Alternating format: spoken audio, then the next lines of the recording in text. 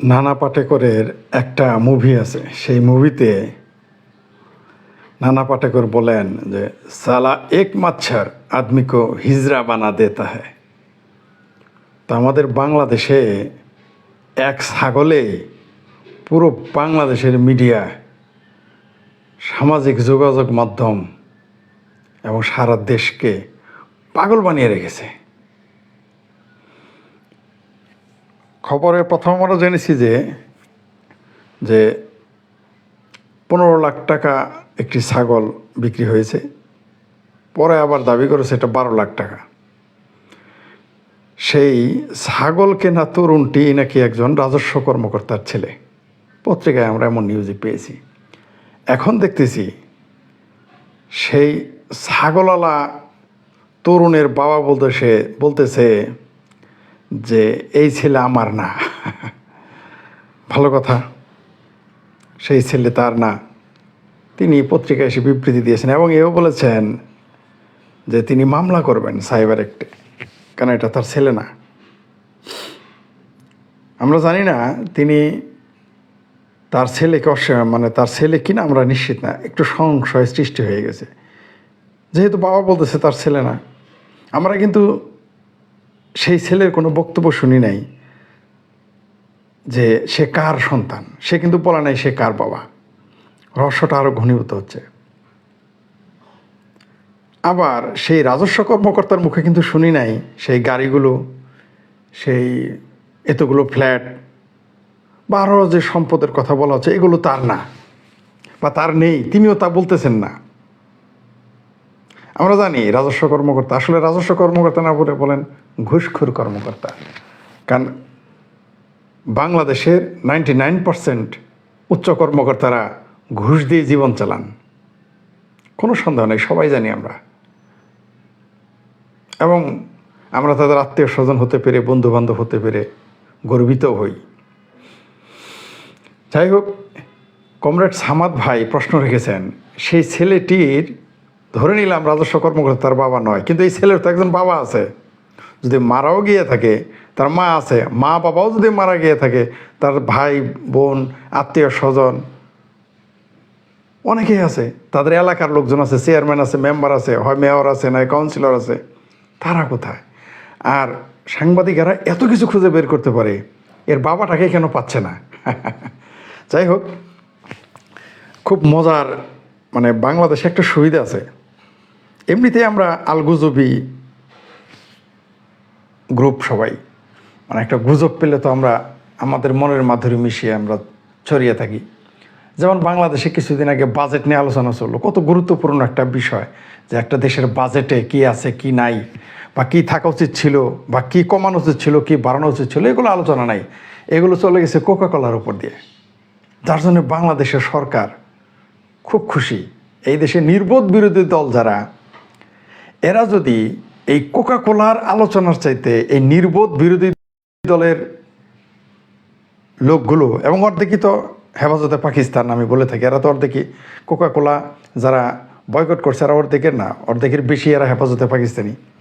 এই বোকাগুলো যদি সরকারের বাজেট নিয়ে সমালোচনা করত, তাহলে জাতির 100 গুণ বেশি উন্নতি হতো, একটা না একটা লাভ আসতো। এরা ওই দিকে আসে না, এরা কোকাকোলায় ব্যস্ত ছিল। এখন আবার পুরো দেশটা হয়ে গেছে ছাগলময়।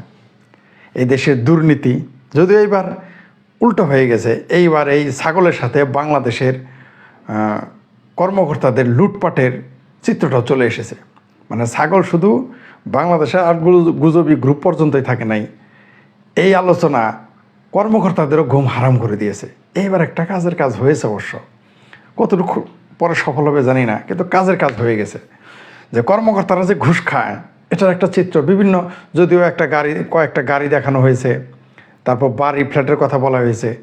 এগুলো ধরে নিলাম সেই রাজস্ব কর্মকর্তাটা খুব ওই 99% বাইরে যে একজন, উনি খুব ভালো, কিন্তু কারো তো এরকম আছে। এগুলো এখন আলোচনায় আসতেছে। বাংলাদেশের মানুষের একটা ডেভেলপ ঘটছে যে তারা যতই দুর্নীতিবাজদের ভালোবাসুক, আত্মীয় স্বজন বন্ধুবান্ধব বানাতে চাক, আবার তাদের সমালোচনাও করে চলে আসছে। এই ট্রেন্ড চালু হয়ে গেছে।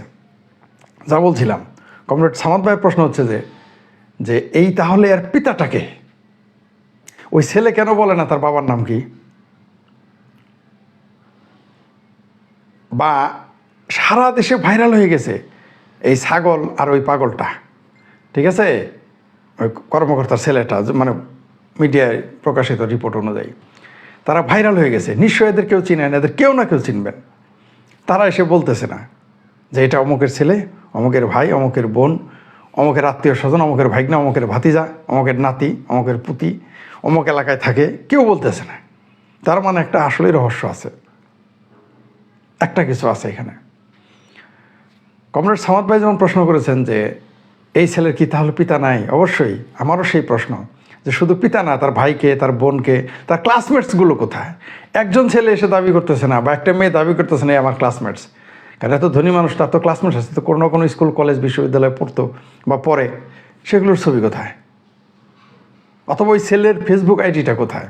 অথবা ওই ছাগলওয়ালা ছেলের, আবার দেখেন ওই অ্যাগ্রো ফিশারিজ, আমি নাম নিলাম না অ্যাগ্রো ফিশারিজের, কারণ তাদের প্রচার করে তো আমাদের লাভ নাই।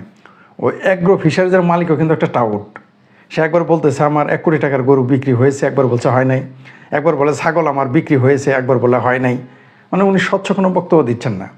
তিনিও কিন্তু প্রতারণার আশ্রয় নিয়েছেন মার্কেটিংয়ের জন্য, যেটা আমাদের দেশে হয়ে থাকে। পাশাপাশি আমার একজন ফেসবুক ফ্রেন্ড আছেন, গোলাম সরোয়ার সাহেব, তিনি তার একটা পোস্টে সপ্তাহখানেক আগে বা 10 দিন আগে উনি লিখেছেন যে কোনো সরকারি কর্মকর্তার ধনী হওয়ার সুযোগ নাই।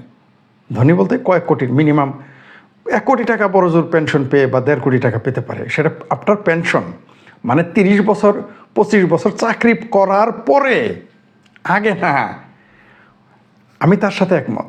গোলাম সরোয়ার সাহেব যে দাবিটা করেছেন, এবং এটা সত্য যে কোনো সরকারি কর্মকর্তার পক্ষে কোটিপতি হওয়া সম্ভব না। কোনো বাংলাদেশের কোনো সরকারি কর্মকর্তার পক্ষে গুলশান, বনানী, ধানমন্ডি ফ্ল্যাট কেনা সম্ভব না। বসুন্ধরা এরিয়া সম্ভব না, কারণ একটা ফ্ল্যাটের দাম 3 থেকে 3.5 কোটি টাকা। তার সারা জীবনের পেনশন তার অর্ধেক হবে কিনা সন্দেহ আছে। তাও সম্পূর্ণ পেনশন যদি সে কোনো ঋণ না থাকে, আর তারা যে বেতন পায়, তাদের যে জীবন ধারণের লাইফস্টাইল, তাদের যে লাইফস্টাইল, তা তো ঋণ হওয়ার কথা। তারা চলবে কিভাবে? একটা মানুষ কিভাবে চলবে 1 লাখ 1.5 লাখ টাকায় ঢাকা শহরে? চলতে পারবে না। তাহলে সরকারি কর্মকর্তাদের পেনশনের টাকাটা পাওয়ার কথা না, ওগুলো পরে ঋণ শোধ করার কথা। তারা ছেলে মেয়েদের পড়াইতে পারবে না যদি তাদের ঘুষ বন্ধ হয়ে যায়। এটা সত্য। গোলাম সরোয়ার সাহেব যে বলেছেন যে বাংলাদেশে কোনো সরকারি কর্মকর্তার পক্ষে ধনী হওয়া সম্ভব না, মানে কোটিপতি হওয়া সম্ভব না, প্রশ্নই আসে না, প্রশ্নই আসে না। অথচ আমরা জানি যে একটা পিয়ন, একটা 4র্থ শ্রেণীর কর্মচারী, তাদের ঢাকা শহরে ফ্ল্যাট আছে, বাড়ি আছে। একটা সাধারণ কর্মকর্তার ঢাকা শহরে 4-5টা ফ্ল্যাট থাকে, এলাকায় বাড়ি থাকে, বেনামে অনেক টাকা থাকে, নামেও থাকে প্রচুর, আমরা জানি। তো যাই হোক, ছাগল একটা কাজ করে দিয়েছে, তাহলে যে এই দেশে মানুষকে যেমন পাগল বানিয়ে দিয়েছে, কর্মকর্তাদের দুর্নীতিগুলো মানুষের সামনে আসতেছে আমরা জানি, তারপর আলোচনায় আসতো কম, এখন আলোচনায় আসা শুরু করেছে। তো আবারও সেই সামাদ ভাইয়ের, কমরেড সামাদ ভাইয়ের প্রশ্নটা রেখেই শেষ করি বক্তব্য, যে এই ছেলের বাপ কেউ না কেউ তো আছে। এত ভাইরাল হয়ে গেছে তার পরিচয়, তার বোনেরা কেন বলতেছেন এটা আমার ভাই, বা ভাইয়েরা কেন বলতেছেন এটা আমার ভাই, চাচা কেন বলে না ভাতিজা, মামা কেন বলে না ভাগ্নে, এলাকার লোকজন কেন বলে না যেটা আমার এলাকার অমুক জায়গায় বাড়ি? নির্দিষ্ট মানে নির্ভরযোগ্য কোনো তথ্য আমরা এখনও পাই নাই। আপনারা যদি কেউ পেয়ে থাকেন আমাকে জানাবেন, তখন এই নিয়ে আরেকটা ভিডিও করবো। আসলে আমাদের দেশটায় এখন পাকিস্তানে গাধা বেড়ে গেছে, আর বাংলাদেশে ছাগল বেড়ে গেছে। এখন এই ছাগলে পুরা দেশটাকে পাগল বানিয়ে দিয়েছে, এটার কোনো সুরা হচ্ছে না। সরকারও মোটামুটি খুশি, মানুষ কোকা কোলার ছাগল নিয়ে ব্যস্ত থাকবে, সরকার যা ইচ্ছা তাই করে যাবে, কোনো আলোচনা থাকবে না। কিন্তু আমাদের উচিত গুরুত্বপূর্ণ বিষয়গুলো সামনে আনা।